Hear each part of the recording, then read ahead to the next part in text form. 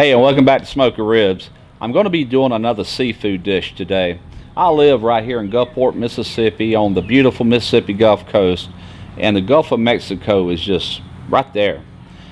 And in those waters, there is just a huge variety and an abundance of all kinds of seafood, from shrimp to blue crab, oysters, a huge variety of different fish. And there's another little creature that lives out there that seems to be neglected quite a bit, and that's squid. That's right, I'm talking about calamari. I absolutely love this stuff. Anytime that I go into a nice restaurant and look on the menu, and if I see calamari on the appetizer list, it's ordered, hands down. I absolutely love it. But now, with that said, if you're going to cook it and prepare it yourself, it's really tricky, because you can overcook this by just a few seconds and it's going to end up rubbery. You might as well just try to eat the bottom of your tennis shoe, because it's going to be just about that tough and rubbery.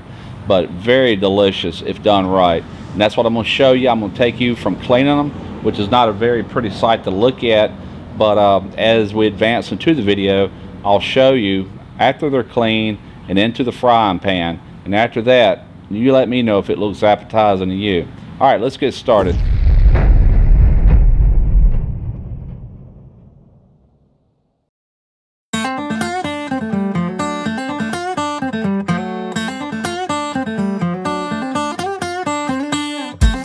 Okay, I'm cleaning this squid up. I'm just going to show you how to do it. It's really nothing to it. On squid, you got two very long tentacles here. I always take and cut them off to the same length as the rest of them. Then you want to pull all the innards out.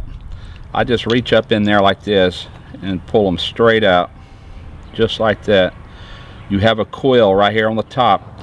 You want to grab it on its sides and pull that straight out, just like that. That's the entire length of it. It's got a point on each end. Now you want to reach in there and make sure you got all the innards out. We look good. Alright, these wings right here, they are edible, but they're a little on the chewy, tough side, so they're coming off. They'll rip right off. Now it's just a matter of getting all the skin off, and it peels right off very easily. Pulls right off, as you can see right here. Pulls right off. Alright, now I'm going to take and wash all these out good, of course. Now, the head, what you want to do there, the tentacles are a delicacy. You want to cut right in front of the eyes, just like that. Grab the tentacles. Now what you do is push from the bottom side here, straight up. Just push in with your thumb. There's the beak. Just want to remove it. Pull it straight out. There you go. Alright, I've got two more to do. I'm going to go ahead and get these done. I'm going to rinse all this out, and I'll bring you back when it's time to cut them into rings. Now, doesn't that look much better? Alright, now what I do is, first off, I make sure, I run my finger in here and make sure none of that quill broke off. I felt one in here earlier. Trying to figure out which one it is. Well, I'll get to it eventually. Alright, what I do is take this very end and I just discard that piece. Alright, you want to cut these into like 1/4 inch rings, just like that. Squid is very tricky to cook. Frying it, you should never fry over 2 minutes, and really if you can go for like a minute to minute and a half and still get kind of a pale golden color to it, you're better off, because this will go from tender to rubber and just really quick. Alright, there was a piece of that quill. That must have been the one right there. Yep, there it is. Okay, I got that. Alright, now I'm just going to cut this tip off here, discard that, and that'll give me a few more rings right here. Okay. Alright, with the tentacles, there's really nothing you do. Alright, now we're going to soak it in some buttermilk for around at least an hour anyway. Alright, this buttermilk, it's not only going to help it in the frying, making a nice crispy crust, but the biggest thing it's there for is to help tenderize this squid as well. As I said earlier, if the squid is not cooked just right, it will turn into rubber. I mean, it'd be just like the sole on your tennis shoe. All you're going to be able to do is just chew it. Right now, what I'm adding is this frog bone all-purpose seasoning. This is a Cajun seasoning. I love Cajun flavors, and it just don't get much better than this. I'm gonna put this in the buttermilk. Also, I'm gonna be putting it into my flour and corn flour that I'll be frying these in a little later. All right, I'm just gonna give that a good mix it all in good. All right, now from there, you simply just want to put all your squid over in here. All right, you want to mix those in real good. You want to place it in the refrigerator, and like I said, it needs to hang out for at least a good hour. All right, my squid has been marinating for around 2 hours in that buttermilk. So I'm gonna go ahead and get this ready so we can go ahead and get this frying and get it on the road here. All right, the first thing you want to do is you want to mix 50-50. This is Masa harina. You can find this usually in your ethnic section of your supermarket, in the Mexican section.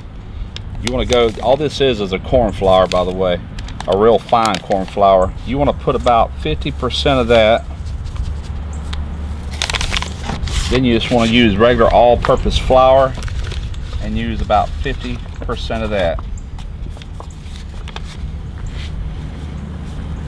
All right, now I'm going to season this with the same frog bone all-purpose seasoning. This is a Cajun seasoning, and I just love Cajun seasoning flavor, so that's why I've elected to use in this, as well as the buttermilk earlier. Just mix this up really good. You want to incorporate the corn flour with the all-purpose flour really good. All right, now I'm fixing to get this deep fryer heating up, and what I have here is this cottonseed oil. I have found through all the years that this is absolutely the very best oil that you will ever fry seafood in. Absolutely love it.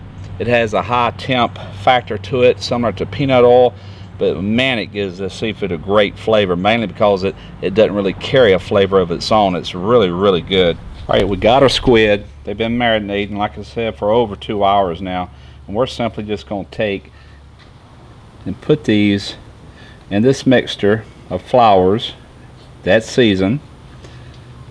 From here, I'm just going to lay them in this basket. All right, we're going to start with that right there. Just drop them in the grease. Now you want to watch your time. Like I said, no more than 2 minutes. A minute to minute and a half would be ideal. Oh yeah, that's what I'm talking about right there. These have been going right at 1 minute. That's why you want your grease hot. Nice golden brown, not too brown. All right, I'm just going to simply drain those off on some paper towels. We're going to get ready for another batch. Does that look delicious or what? All right, I've got to try some of these. Here we go.